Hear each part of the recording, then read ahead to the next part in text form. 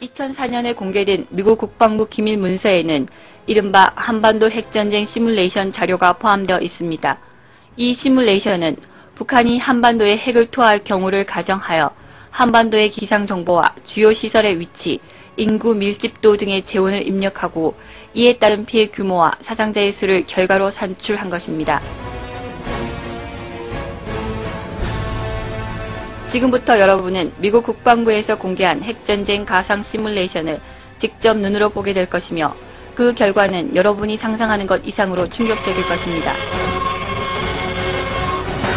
시뮬레이션에서는 북한이 보유한 미사일 가운데 사거리가 가장 짧은 스커드 A, B형 미사일 한 발이 투하되는 상황을 가정하였으며 투하 지점은 국방부와 합동참모본부, 한미연합사가 위치한 용산 일대입니다. 또한 핵무기의 위력은 1945년 미국이 일본 히로시마에 투하한 TNT 15킬로톤 위력과 동일한 것으로 가정했습니다.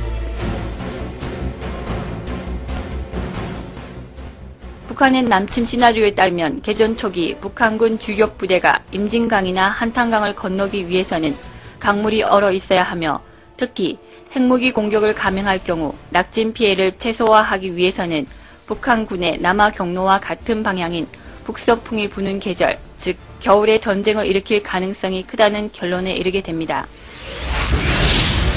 북서풍이 부는 겨울, 서울의 중심부인 용산 한복판에 TNT 15킬로톤의 북한 핵미사일 한 발이 폭발한다면 과연 어떠한 일이 벌어질까요?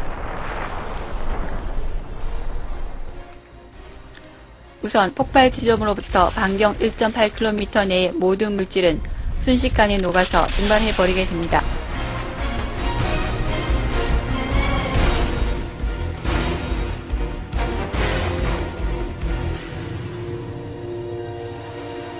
여러분이 눈을 한번 깜빡이는 사이에 용산역, 전쟁기념관 등 용산 주변의 모든 건물이 한순간에 증발하듯 폭발하여 사라질 것입니다. 또한 반경 4.5km 내의 경복궁, 서울역, 시청, 광화문 등은 거대한 폭발력에 의해 휴지 조각처럼 찢겨져 나갈 것이며 서쪽으로는 마포와 서교동, 여의도, 동쪽으로는 반포와 압구정, 청담동 일대, 남쪽으로는 상도동 및 동작동 일대가 대부분 파괴될 것입니다. 이 같은 직접 피해를 통해 그 자리에서 사망하는 시민만 40만 명, 추가로 사망하는 시민이 22만 명 이상일 것으로 시뮬레이션은 분석하고 있습니다.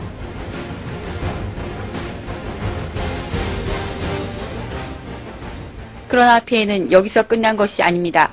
폭발로 인해 발생한 낙진에는 방사성 물질이 포함되어 있어 여기에 오염된 시민들은 엄청난 고통 속에 죽음을 맞이하게 됩니다. 인체에 주는 피해 정도에 입각한 방사선량의 단위를 램이라고 하는데 200램 이상의 범위에 있던 사람의 경우 혈액 이상으로 2주에서 6주 사이에 최대 90%가 사망하게 됩니다.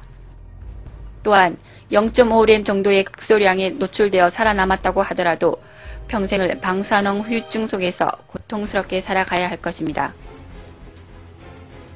이렇듯 핵폭발로 인해 최악의 경우 서울 인구의 10%인 125만 명의 사망자가 발생한다는 결론이 나오게 됩니다.